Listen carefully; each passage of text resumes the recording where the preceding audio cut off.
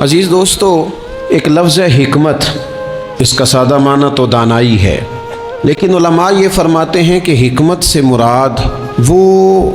پختہ اور صحیح علم ہے جس کی بنیاد پر انسان کے ارادے نیکی کی طرف پختہ ہو جاتے ہیں، اس کو حکمت کہتے ہیں، دانائی کہتے ہیں۔ جس علم کی موجودگی میں انسان اتنا پختہ اور طاقتور ارادہ کرے کہ شریعت کی طرف چل نکلے۔ حکمت بہت بڑی نعمت ہے، اتنی بڑی نعمت ہے کہ وہ قرآن مجید جو کل دنیا کو قلیل فرماتا ہے، وہ قرآن مجید کہتا ہے کہ یؤتی الحکمت من یشاء، اللہ جسے چاہتا ہے حکمت عطا کرتا ہے،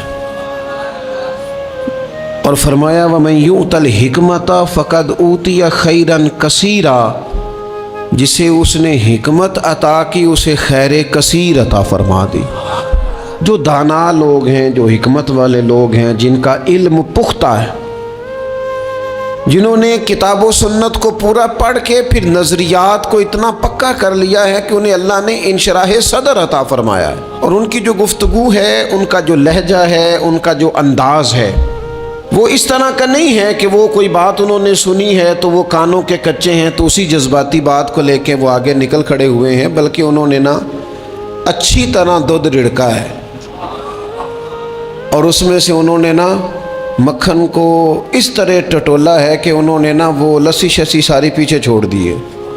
خالص چیز نکال کے لوگوں کے سامنے پیش کی ہے۔ حکمت اور دانائی، پختہ لوگ، سیانے لوگ، وہ تقریر نہیں کرتے، واعظ و نصیحت نہیں کرتے، وہ تو اپنے جذبات کا اظہار کرتے ہیں، وہ اپنے تجربات کے ساتھ لوگوں کو دین کی طرف مائل کرتے ہیں، اور ان کی گفتگو لفظوں کے ساتھ نہیں ہوتی، بلکہ روح کی بات روح کے ساتھ ہوتی ہے۔ اور اقبال کہنے لگے یہ بات جو دل سے نکلتی ہے اثر رکھتی ہے، پر نہیں طاقت پرواز مگر رکھتی ہے۔ دانائی، حکمت، اللہ تبارک و تعالیٰ نے نا ہمیں وہ رسول عطا فرمائے ہیں جو دنیا میں ہمیں صرف کتاب نہیں سکھائیں گے بلکہ یعلمکم الکتاب والحکمہ۔ اللہ فرماتے ہیں محبوب تمہیں کتاب بھی سکھائیں گے اور حکمت بھی سکھائیں گے۔ جو پتھروں اور پہاڑوں میں رہنے والے تھے اتنے سخت ہو گئے تھے کہ بیٹی کو زندہ دفن کرتے بھی ان کی طبیعتیں نرم نہیں ہوا کرتی تھیں، جو لوگ کھڑے کھڑے اونٹوں کا خون نکال کے پی جایا کرتے تھے، انہیں کسی پر رحم اور ترس نہیں آتا تھا، محبوب پاک صلی اللہ تعالیٰ علیہ وسلم نے اس حکمت سے انہیں قرآن سکھایا۔ پھر کوئی کتا پیاسا نہ رہ جائے، یہ درد بھی اللہ نے ان کے سینے میں پیدا فرما دی۔ دانائی حضور نے اپنی امت کو دی، حکمت دی، علم دیا، بردباری دی، عطا کی۔ آج ہمارا یہ مسئلہ ہے کہ بہت سارے لوگ ایسے ہیں جو بعض چیزوں کا فہم بھی رکھ لیتے ہیں، علم بھی حاصل کر لیتے ہیں، وہ کسی جگہ سے کچھ معلومات بھی حاصل کر لیتے ہیں، کچھ تھوڑا بہت پڑھنا لکھنا جان جاتے ہیں، لیکن دانائی نہیں سمجھتے۔ علم بغیر حکمت کے نفع نہیں دیتا، معلومات بغیر دانائی کے کسی کا بھلا نہیں کر سکتی۔ آپ کے پاس الفاظ کا ذخیرہ تو ہے، لیکن وہ الفاظ اتنا اثر نہیں رکھتے کہ کسی کے دل تک جا سکیں۔ وہ دل تک جانے کے لیے نا بتانے والے کا صاحب دل ہونا بڑا ضروری ہوتا ہے۔ حکمت، دانائی رسول پاک علیہ الصلوۃ والسلام نے عطا کی، اور پھر یہ دانائی حضور نے اپنے ہر صحابی کو عطا کر کے اس طرح کا بنا دیا کہ فرمایا صحابی کا نجوم، میں نے ان سب کو آسمان ہدایت کا ستارہ بنا دیا ہے۔ لیکن مولا کائنات، شیر خدا، علی المرتضیٰ، حیدر کرار، فاتح خیبر، امیر المومنین، خلیفۃ المسلمین، حضرت مولا علی شیر خدا رضی اللہ تعالیٰ عنہ کو وہ علم ملا، وہ خزانہ ملا۔ ایک تو وہ حدیث ہے نا کہ حضور فرماتے ہیں میں علم کا شہر ہوں، اور علی اس کا دروازہ ہے۔ اور ایک ترمذی میں حدیث یوں بھی موجود ہے، حضور فرماتے ہیں میں حکمت کا گھر ہوں، وہاں شہر کہا، یہاں گھر کہا، فرمایا میں حکمت کا گھر ہوں، علی اس کا دروازہ ہے۔ حکمت اور دانائی کا گھر ہے، ایک گھر علی اس کا دروازہ ہے۔ نبی اکرم نور مجسم شفیع معظم صلی اللہ تعالی علیہ وآلہ وسلم کے علوم سے جو حصہ حضرت مولا علی شیر خدا کرم اللہ تعالی وجہہ الکریم نے حاصل کیا، صحابہ فرماتے ہیں 70 کے قریب وصیتیں کی ہیں نبی پاک نے مولا علی شیر خدا کو، اور وہ ایسی خاص باتیں ہیں جو صرف مولا علی جانتے ہیں، انہی کا خاصہ ہے جو رسول پاک نے ان کے ساتھ فرمائی ہیں، وہ انہی کا خاصہ ہے۔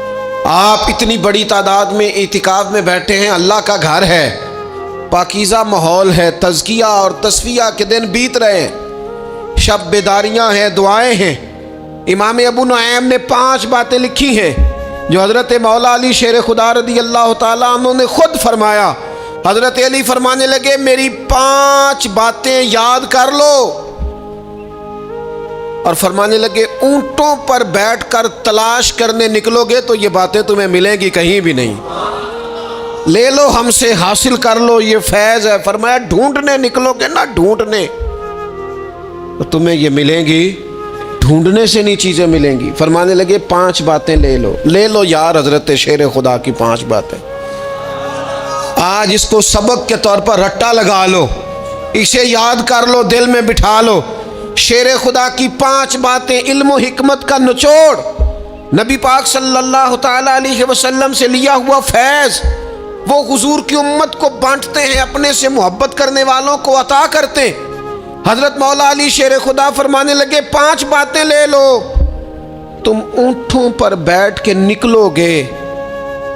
تو تھک جاؤ گے، لیکن یہ باتیں تمہیں کہیں نہ ملیں گی۔ حضرت علی باتیں بیان کرتے ہیں، فرماتے ہیں پہلی بات یہ یاد رکھنا،